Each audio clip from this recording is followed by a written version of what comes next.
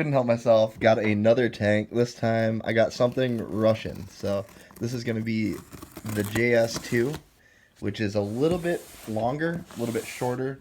Um, Still has the airsoft gun. Still has all metal treads, metal body. I just want to open this up and see what we got going on here. All right. Packaged really well again. So we got the Russian heavy tank, the JS-2.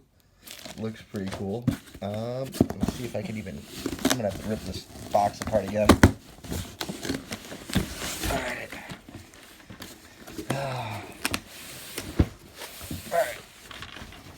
JS-2. I'm going to hand the phone over. Let's see if I can... It's so heavy. It is 1/16 size. Ooh. We got another transmitter. And here is the tank. Oh, it's so heavy. Oh.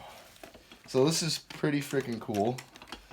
Different style tread, still a wide tread, which is nice because that's going to be have a lot of traction.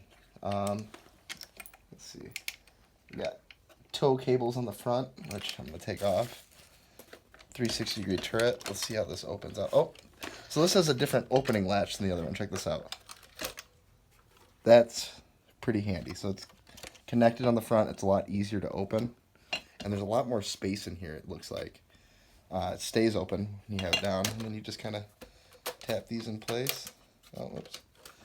And goes down, which is nice.